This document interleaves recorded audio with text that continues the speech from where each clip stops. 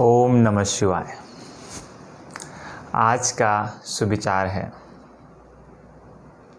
जिस प्रकार से श्वास हमारे शरीर में प्रवेश करती है और फिर प्रवेश करने के बाद कुछ समय पश्चात शरीर से बाहर चली जाती है, ठीक उसी प्रकार से इस जीवन में, इस संसार में, माया रूपी संसार में जो भी हम भोग करते हैं, जिन वस्तुओं का भी हम उपयोग करते हैं, जब वो हमारे जीवन में आती है तो हम उन्हें अपना समझ लेते हैं।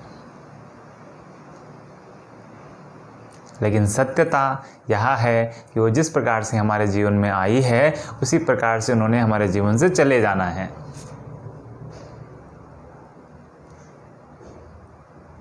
ठीक उसी प्रकार से जिस प्रकार से श्वास हमारे भीतर शरीर में प्रवेश कर गई और फिर शरीर से श्वास बाहर चली गई, तो यह दर्शाता है जब श्वास हमारे भीतर आए तो परमात्मा की ऊर्जा, परमपिता परमेश्वर की ऊर्जा हमारे भीतर विद्यमान हो रही है, जो प्राण शक्ति ब्रह्मांड से हमें प्राप्त हो रही है, जिसको उपनिषदों में वर्णन भी है, प्राणस्य सेदम वसे सर्वम, सर्वत्र व्याप्त है। जिस प्रकार परमात्मा कण कण में व्याप्त है, श्वास प्राण शक्ति भी कण कण में व्याप्त है।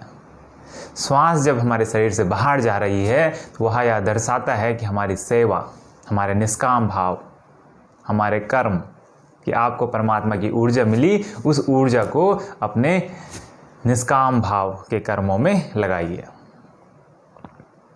अपने दायित्व और कर्तव्यों का तो जीवन निर्वहन करना ही है साकाम कर्मों के भाव से, लेकिन धीरे धीरे उस आसक्ति से ऊपर उठकर निष्काम भाव से अपने कार्य करने हैं। तो जीवन का यह मूल मंत्र है। जिस प्रकार श्वास हमें संदेश देती है, उसी प्रकार हम अपने जीवन में भी जिन भी वस्तुओं का भोग करें उनमें आसक्ति ना हो। जब हमें कुछ वस्तु प्राप्त हो, धन प्राप्त हो, ज्ञान प्राप्त हो, उनको आसक्ति न होकर उनको प्रसारित करना चाहिए।